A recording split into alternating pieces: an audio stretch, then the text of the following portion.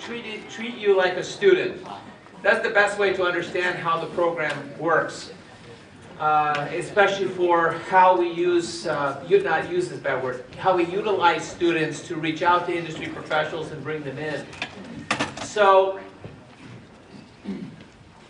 as a student again, okay, you are, actually we're going to go over the assignment, and the person who actually goes over the assignment is in many cases the instructor.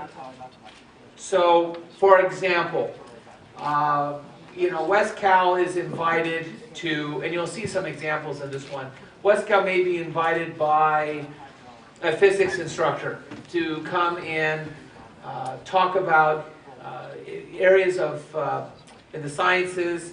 We always talk about STEAM now, and so they would say, can you bring in an industry professional in the sciences, someone cool. So we would do that in a mega career pathway program. So you would see it in phase 1, and for example, for a political version, we utilize Delaneyson. So how about for something in the sciences? So we'd go in, do a makeup presentation, workshop, big auditorium, small classroom, doesn't matter. And then the students would say, hey, I want to do this assignment. It's cool. All right. Well, we'll send the information to the student, but in many cases, actually in pretty much all cases, we were invited to the college or the high school, and at Belmont, we even did a middle school one time. We're invited by the instructor. So people ask, how do we get into the schools? It's not through administration. It's through the professor. Or, I call every teacher a professor. It's just the way I am. So a professor would say, hey, I want you to come and bring your program into my classroom to talk. I mean, I like academic freedom, and so what's cool is that the instructor would say, hey, I want to bring someone from industry. I'm going to reach out to JP or Joseph or Randy or Ron. Can you come and bring someone into our program? So we would say, sure. So in many cases, we've conducted programs at institutions without administration ever knowing about it. So we grow on people like mold, very slowly. Right? So an example would be El Camino College, which is in Torrance. We never had any formal agreement with El Camino College District because instructors would be inviting us to conduct presentations. Same thing with Cal State Fullerton. By the time when administration finds out about it, it's because they start finding out that, oh, some of their students are getting really cool jobs out in their field, and they start asking, how did that actually happen? So in many cases, our career pathway assignment is laid out for the students by the professor, not by West Cal Academy. So we provide the curriculum to the professor, who then adopts that curriculum or that assignment as part of their standard curriculum in many cases. They may want to do the career pathway assignment as a required course assignment. And then West Cal would be invited to do mega presentation 1, and not saying that the student is forced to do this assignment, but it is required for the student to do it in some classes. So we're going to do it in that fashion. So basically in this packet, your task is to interview an industry professional. Okay? Now before we go into that part, it's important, and Ron is right, autonomy is very important. We want students to take charge of their own life. Do what seems, they should do what's cool for them. That's why people drop out of school sometimes. They're just bored. So we would actually, ask them, or the professor would ask the student, who do you want to interview? And they say, I can't. This person would never allow me to interview them. And we say, BS. And hey, Evan cursed yet. That's good. Start. That's a first. Hey, first presentation, I'm clean. So we'd say, that's a bunch of malarkey. Who do you want to interview? Well, I want to go into Congress. I want to do something cool. I like Maxine Waters. You do? Yeah, but she'll never allow me to interview her. I'm like, really? Okay, you like Maxine Waters. Well, we call her Taxine. So Taxine Waters, I'm friends with Maxine, it's okay. She has nicknames for me too. I'm not going to tell you now. I'm on live mic and stuff. I'll tell you privately. I've known her a long time. So I would say, well, let me try and arrange that with you. I know her chief of staff, I know Blanca, let's kind of have a conversation. And in many cases, I can arrange either Skype interview with Representative Waters or an in-person interview with her where she'll spend 45 minutes to an hour with the student. Now that's pretty cool. Now, if the student doesn't know the person directly, and if we have a personal relationship, WestCal can help make that connection. So we like to equate that with rich kid, poor kid syndrome. Rich kid's family, you know, they have contacts. So maybe the kid wants to get in and become a doctor, and maybe the father is a businessman, and maybe you know, at their club he knows a doctor, and he's able to talk to his buddy and say, hey, you know, can you give my kid the time of day? Maybe talk with him a little bit, give him some type of small job at your clinic or something, just so you can give him some, you know, instruction. Poor kids don't have that access. Well, they do, but they don't see it, right? So what WestCal does, we treat every student as a rich kid. We are their personal board of directors. We advise that student how they should do things. Now, of course, we can only provide advisement. At the end of the day, it's the student's call. Still wants to stay home and play Nintendo, well, that's, you know, there's nothing more you can do about it. We know someone like that, but that student plays PS4 all day long, and he has problems, but that's okay. He'll come back. So, or the student may say, for example, I want to be in politics. This is why we talk with them. I want to be in politics, but I don't want to run for office. I want to be behind the scenes.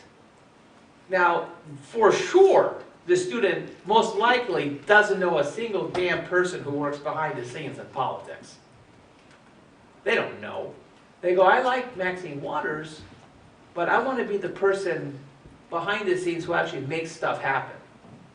And I go, that's Hamilton Cloud. Who's Hamilton Cloud? We call him her assassin. That's actually a nice term. So Hamilton, very unusual career. Hamilton used to actually created the NAACP Movie Awards.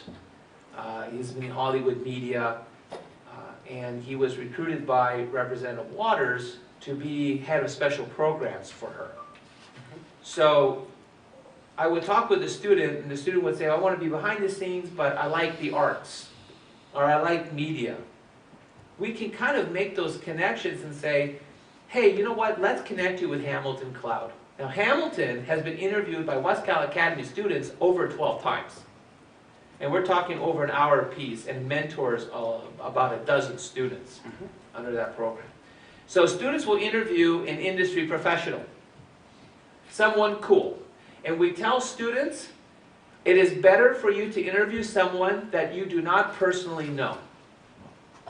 Get out of your comfort zone. Use this opportunity to meet someone you've always wanted to meet.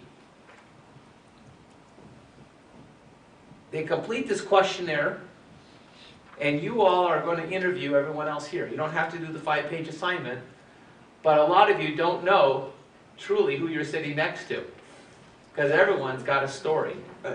JP, I also want to add one more thing. Yep. From doing the interview several times and through experience, I also take it upon myself to teach them how to taproot contacts. So here's what I mean. I interviewed Kevin James, who's the president of the Board of Public Works for Los Angeles. But I also knew that he went to the law firm Gibson, Dunn, Crutcher, which I will say is probably one of the premier law firm, one of the premier law firms in the globe. And his friend was Steve Sletton, who's the equity partner there. His office is a corner office at I think the 54th floor of the Wells Fargo Tower. And that is the top floor there. So I knew what my objective was: to interview Kevin James, learn about his legal background, make the ask, and make another ask. I would love to meet with Stephen Sletton, your good friend. And then I remember him saying, okay, so if I wasn't going to give you this contact, what would you have done? Oh, I would have just called his office and said that I want to interview him. I like that. I'm calling him now. A few weeks later, interviewed him, got to know about his career, and keep in mind, equity partners charge $1,000 an hour. I was charged nothing. But I got an hour of his time, and that 1 hour meant a lot to me because I finally understood what it's like for someone of that status to give me his time and to know what exactly his career is. And that to me is extremely valuable. That one-on-one time with a senior executive like that. Priceless, priceless. And that's what we teach. That's what I teach students too. Taproot those contacts. You never know. Speaking about taproot, someone here asked me, I forget who, and I apologize for that, who is my, what is the youngest student we've ever had enrolled in West Cal Academy? Well, these two. This is Alex and Isis. This is John Chung. They work for John Chung. 11 and 12 years old. Yes, Delane knows. It's fine. It's okay. It's about student success. I mean, it's nothing else. So in terms of taprooting with Treasurer Chung lives 1.5 miles away from my house. Like literally, I see him eating ice cream outside his place. It's kind of funny. He eats ice cream for breakfast. I'm not kidding. So he drives the security detail crazy. So with Treasurer Chung, really cool guy, really approachable, but some people just don't know how to say hi. Mm-hmm. They're kind of nervous about making that first point of contact. So we help to make that connection with the student so they can have that personal FaceTime in. And I believe that we had been talking about with our program, well, why don't we provide like video conferencing? Well, to talk with your industry mentor by Skype once in a while, sure, that's great. But what we want to do is we really want that physical proximity, where the people who are so high up and mighty take the time to come and travel to personally meet with the student. It means so much. You have no idea. I'll give you one point. When I was doing my doctorate in education, we had the option for doing it via online. And I was like, oh, hell no. I had taken online classes before. I thought, this is the stupidest thing I've ever seen. I'm not spending this amount of money to be taught by some terminal. So I ended up in a program where the ex-chancellor of Iowa Community Colleges flew into LAX and started teaching at CSUN, and she needed a place to stay for a bit as a guest lecturer, so she lived in my house. Now that's an extreme example, okay? But imagine having that personal contact with someone who you want to learn from and associate with, to have that connection. I didn't want to take online classes with academic leadership. I wanted to be with academic leadership. I was even willing to give up my house for that because she's worth it, but that's a long story. I know her husband too. So here we go. So with this assignment, students identify their career field. Because a lot of times people think they want to do something for a living, but when they interview that industry leader, they go, oh, hell no. Like I had a very young lady, Elizabeth. Remember Elizabeth? Yes, and I'll give my example too. All right, 17 years old, wet behind the ears, young. She doesn't know anything about the medical industry at all. And she says, I want to work as a doctor. I want to be a doctor. And I said, okay, great. Top grades. She was one of those young college students. And I said, great. I will only help you with your pathway if you do me a favor. I want you to be an ER shadow for 3 weeks. She said, what's an ER shadow? In the South Bay, an ER shadow, you have it here too, but in the South Bay we have a very special one. In the South Bay, an ER shadow is someone who works in the ER and they wipe up very sick, disgusting things off the floor. Think of every single bodily fluid, there you go. And how to deal with someone who's shot and how if someone has a stroke. Really bad situations. I said, look, one of two things is going to happen. Number one, you're going to love it. Or number two, you're going to run home crying. I need to know now, before you waste your time going into a pathway that you're going to run away from. 3 days later, she calls me up. She's like shaking on the phone. I need to see you. I said, sure, let's get together for coffee and let's have a talk. No problem. I'm approachable. It's fine. She said, I can't do this. And she's bawling, crying. And I gave her a hug. I said, this is great news. She says, I thought you'd be mad at me. Are you kidding me? You figured out right now at 17 years old that this is not for you. Let's try and find something else for you. Now she's a political science major. She wants to go into public policy. And she said right now she is at CSUN. So she's doing very well. Joseph, Yeah, right. My story is when I went to Gibson Dunn, and then when I went to other, I wouldn't say law firms, but other areas that are oriented around the law. I visited a gang, hardcore gang prosecutor. All I saw was one thing that stuck out: those stacks of papers. Those stacks of papers. It was a lot higher at the Gibson Dunn office, I'll tell you that. I had to sweep away the table for me to do the interview. But that spoke to me. It spoke to me because it made me wonder, you know, you really have to do the work. You really have to love what you do and grind it out. And knowing that, and working at law firms, I worked as a mail clerk, worked as an admin assistant, you get a feel for, you know, is this something I want to do?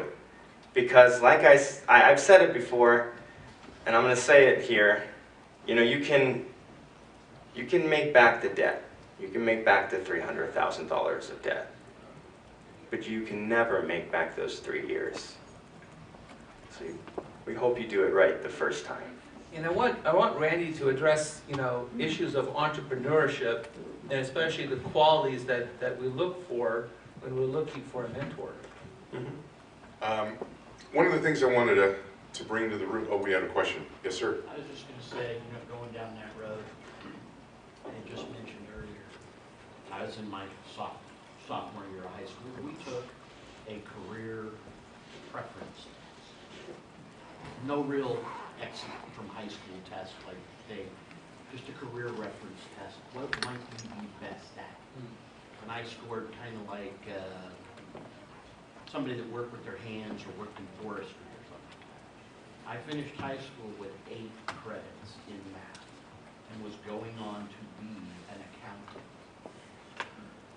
But I didn't really want to be in school by the time I got to my senior year. So I graduated and became a machinist. So that test was so pertinent, but exactly like you say. What you think you might want to do is not what you may be doing. It may not be what you truly understand you should be. Exactly. And I mentioned before about my path in medicine and pre-med, and the doors were open for me. I was dating a girl whose father owned a medical center in Chicago. I was accepted into a 6-year med program at Loyola University. And it's like, wow, that's not really what I want to do. But fortunately, at 18, 19 years old, I figured that out and had enough time to change my path. A lot of kids change their path when they're in college. They go in thinking one thing, come out thinking something different, because they have the opportunity to be with themselves and figure out what works for them, what doesn't work for them. By show of hands, how many people here when they were a kid had a lemonade stand? Hold your hands up so I can, okay, great. How many people here had a paper route? Maybe a babysitter? Anybody do it?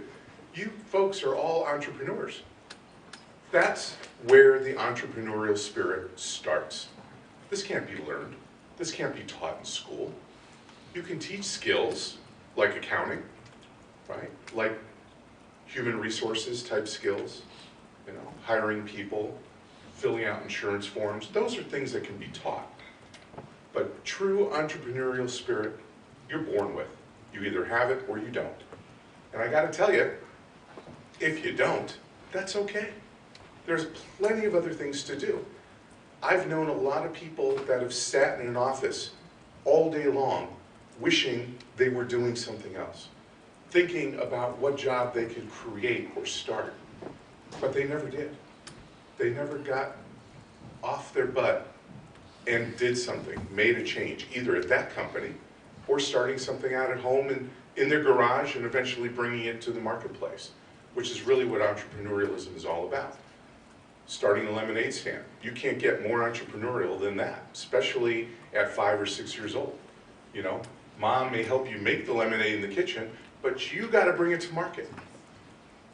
You know, people like Tesla, people like, I don't know, Einstein, Alexander Graham Bell. These were brilliant people, but they were not entrepreneurs. They were scientists. They were inventors. They were people that had the idea. They were people that created things. But if you don't bring it to market, it's going to sit on a shelf. And in a lot of those cases, if it weren't for people like, J.P. Morgan, okay, took the ideas of many scientists and brought them to Westinghouse, brought them to market, invested the money, made those inventions happen. Those are the entrepreneurs, the catalysts, the people that take things from A to B and further. There are a lot of people like that in our classrooms. There are a lot of people that are quiet, that sit in the corner, that don't know what to do. There are a lot of people that may be on the spectrum, which actually is a lot of people, because the spectrum is quite large. And a lot of people, even adults, many of us in this room, perhaps, just never got diagnosed. And that's okay. The point I'm trying to make is that everybody has a purpose. Everybody in your classroom, whether they're getting A's or they're getting F's. Excuse me, it's not a one-size-fits-all world. Not every test that is done really legitimately tests those that are there in the classroom to study what it is that they're learning. Everybody has a different perspective on what it is they should be doing and what it is that's going on in the world. And everyone's valuable. And it's up to the teachers to figure that out. Now, I know you teachers are extremely busy. I get that. We're taught as teachers to focus on the cream. Well, there's a lot of kids in the classroom that are not on the cream. That doesn't make them less valuable. They all have something to contribute. And as teachers, it's important to find out what that is. Have a conversation with them. Find out what makes them tick. If they're in the back of the room for a reason, find out what that reason is. You know, is there an issue at home? Which brings me to my next step. My father always said, a good education starts at home. Right? Now, many parents may not have the education to work with their kids. That doesn't mean they can't work with their kids at their kids' level. Find out what they like to do. What gets them excited? What makes them tick? Where's their hot button? And those kinds of things are important all along the line in education, because those things change as people grow up, as they evolve. They have different ideas, different thoughts, different plans for the world, different plans for themselves. And it's important for all of us to be observant of others and find out what it is that they like. Everyone's here for a reason. Everyone brings something to the table that's valuable. And so with this program, what we're talking about here is we want the student to actually take control in actually being entrepreneurial, taking charge, and actually scheduling their own interview with the industry professional. We'll guide them, we'll hold their hand a little bit, but we want the student to take responsibility for it. So one of the issues that we have with WestCal is sometimes an industry professional will be told by a student, hey, I'm part of this program, I know JP, I talked with JP, I went to the presentation, and the industry professional will say, I don't believe you. Because we have that type of relationship within this program where we actually, in many cases, have to issue a letter to that industry professional stating that we know the student went through phase 1 to verify who the person is. It is extremely selective with our program, because they must go through from phase 1 to phase 2 to phase 3, they can't just start jumping. Hence the resume. That's why I need the resumes to give to the industry professional to verify that this is a real person, this person will contact you, and being upfront, being transparent upfront, that there are no surprises, really puts our industry professional clients' mind at ease and know that there are no surprises here. And I do, now I know someone's probably wondering, wait a minute, resume for an elementary school kid? Middle school? Yes. We want a resume from every single person who goes into phase 2. That's it. You got to be an adult. Time to put on your big person clothes now. Okay? You got to do it. Well, we got to be open to everybody. Sure. So let's show you an example of an interview that actually happened between a student and an industry professional. So this student, Ms. Gauri Calgano, is an engineering major. And she wanted to interview someone cool. And I'm thinking, who would be cool? You know? I said, how about Dr. Miguel Moreno? He's cool. He's also a little bit eccentric, because he is definitely an entrepreneurial type of person. I love Dr. Moreno. He's out there. He's everywhere, okay? He was director for NASA MSCT program. He worked on the Hubble Space Telescope. He was director of the Department of Energy program. He owns a solar farm installation company. Farms, not just for the houses, farms. He's the author of a very interesting book called Theory of Life on Mars. Well, not book, but it was a theory that was published in Nature's Journal. And it is a theory that's actually taught at Harvard, Stanford, MIT, USC, UCLA, all these things. And what's so crazy, this guy works at LA Trade Technical College, a community college. And some people are under the impression that, and mistakenly so, that in a community college, this is like, this is where has-beens go and teach. That is not true at all.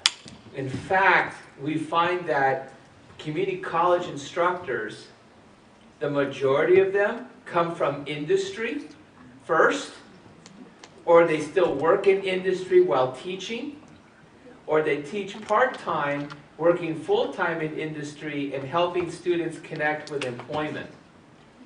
So in my study, and I'm not going to, because you can't disclose certain things, but I looked at a couple of community colleges.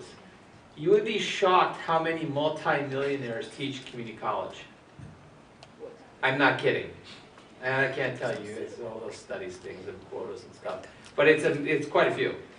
I mean, it's shocking what they do. So they're not teaching really for the money, they're doing it to have, I'm talking about people who teach one class, not freeway flyers. Okay, that's a totally different area. So what I thought would be cool would be to show you an example, it's like 2 minutes long, of an interview that was taking place between Ms. Calgano and Dr. Moreno. What is the value of a student working in the field of major while attending college? Get valuable experience, extraordinary valuable experience, and prepare them for jobs in those particular fields. Which colleges adopt its programs to meet the needs of our industry? Which colleges adopt? Well, our college does at ATTC, Cal State, and so on. The UC system is mostly for development of scientists and researchers. What are the most important skills job candidates should possess if they want to work in your industry? Computer skills, management skills, business skills, and technical and science skills. What advice can you offer a student like me? Okay, well, apply yourself, do your best, focus on a particular field, and do the best you can academically. Also develop good discussions with your professors, develop good networking at and meetings with industry to network. Yes, and prepare your resume, improve it, and so on, and develop a network, contacts with industry that will be very helpful for you to get jobs. So every student receives the packet here, and they follow the directions accordingly. And what we ask the student is on page 2 of 12 to actually like fill out the full contact information of the industry professional. This is their baby, okay? And it's a reverse job interview. The student is interviewing the industry professional. Ladies and gentlemen, I sometimes want to kick people. They're so stupid. And I go, you know, they go, I can't get a job, and I can't get an internship, and I just want to, you know, just go, Rrr. Well, I can't go like this anymore. They call the sheriffs, so you go like this in the school, right? But I'm like, come on, are you kidding me? It's so simple, dude. What, and do that? What the hell? You reach out to the industry professional, and very few people are going to say no to this request. Even we talk to the gatekeeper. I have an assignment to interview an industry professional who works in my field. I think so-and-so is so flipping cool. I want to meet this person. And if they can't meet the CEO of the company, maybe you'll get the vice president. That doesn't suck. I live in Torrance. Toyota, Northern California, Northern United States headquarters was in my city of Torrance. Mr. Toyoda, T-Y-O-D-A, lives in Palos Verdes, about 8 miles away from my house, 2 miles away from you. Lucky you. This guy is cool. He's the great-grandson of the founder of Toyota Motor Company. He was interviewed by our students before. Now, yeah, they moved to Texas, but Mr. Toyota, he ain't moving anywhere. Now, the CEO of Toyota Motor Company, I know him. His name is Mark Levine. Interviewed by students. Some of our students got hired by Toyota. Toyota paid $20,000 for their full-time employees to move to Texas. I mean, they have this really crazy management training program with there. But imagine being able to schedule that interview, and I always tell students, I go, come on, one of the most important questions, and you said it time and time again, tell me the time you totally screwed up. That is the most important question you ask an industry professional. You tell me the time, if we're shooting tequila, I would say it differently. You tell me the time you totally screwed up. Oh my God, those people will be talking for a long time. And you know what? True leaders want to talk about the times they screwed up and what they learned from it and how they moved forward and became successful. I don't know any successful people who have not been willing to fail. And I think that is one of the greatest gifts in this country, is in America, you have the right to fail. You have the right to fail. So in this assignment, these questions here, it's a guide for the student. There are 30 questions. Does the student have to ask every single one? No. They can tailor it according to the environment, no problem. Most of the time, the interviews last between 45 minutes to an hour. The longest interview was 3.5 hours. Some elected people don't stop talking. Shh, I'm not saying who, wasn't our guest. But they had a conversation. And then the last question, which Dr. Moreno answered, was, the last question is, if I was, if I was your son, and I kind of tailor it, it's not written. If I was your son or daughter or your niece, nephew, grandchild, depending how old the person is, what advice would you give me? And I tell the student, try and cry. Poke yourself in the eye, get emotional. Get onion under your finger. So you put onion, in a political trick, is put onion under your index finger and scratch your eyeball, and you can start crying, and you can get people to do whatever you want. It's a beautiful trick. I would never do such a thing. But then after the interview is done, you say, You ask, will you be my mentor? I have never had a person say no. Can you imagine that? I have never had a person say no to that request. After that interview, we have never had a situation where the industry professional says no. Then it's up to the student. I say, every single month, you are going to either have coffee with this person, you're going to take this person to lunch, you're at least minimum going to have a phone call with this person at minimum once a month until one of you dies. And they think I'm kidding. I'm not kidding. I remain in contact with every past professor I've ever had in my life. I'm not kidding. I remain in contact with every person I've ever worked with in my entire career, either in the federal government, and anywhere else. I remain in contact. Because contacts are important. Contacts are what will help you reach the next level in career success. Plus, it's a nice thing to remain in touch with people. It's very important, and we teach those skills.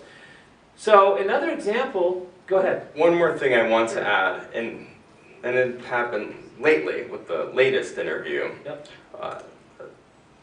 One of our students was interviewing Councilman Paul Koretz, Yeah. and she made the ask, kind of nudged her a bit to do that. It's okay, lifeguard story again. She made the ask of LA City Councilman. Los Angeles City Councilman Paul Koretz. She said, I would like to shadow you. I would like to be, to follow you around, see what you do for a certain span of months. I'm interested. I want to be in public policy, and I want that privilege. And Councilman Koretz said, I don't see a problem with that. There you go. So even from this interview, after that 1 hour, actually it was 30 minutes. I'm sorry, it was 30 minutes. Yeah, it's fast. It was 30 minutes. She made the ask, and she got it. So I want the wildest imaginations to come out from these students. I want them to say, I want a job with you tomorrow, or I want a job with you yesterday. Like I said, no fear, go for it. You never know what can happen, right? She was a big example of you never know what can happen. So that's really cool. Well, actually, that was the second interview she did. Right. The first interview was with Assemblyman Patrick O'Donnell, who you should know very well. He represents Long Beach area, but he is the chair of Education Committee for the state of California in the Assembly. So, good person to know. When we landed in SAC, Sherry and everyone else, Veronica, and we all went, Kai, we all went to, met up in Sacramento, and we talked about, pathways and what you guys are doing up here. And we met with Assemblyman O'Donnell. And what's funny is that Laura turned down the invitation by Assemblyman O'Donnell to shadow him. He actually made the offer to her. Said, hey, I think you should come and work in my office and let me take care of this, right? She actually said, oh, I'm going to get back to you on that. She didn't feel that he was the right mentor for her. And here's the thing, that's okay. That's a really hard interview to nail down. Then she ended up with Paul Koretz, and it was love at first sight. Of course, he's 60 years older than her, but it was love at first sight, professionally. And the ask was made by her to him, and it was an immediate connection.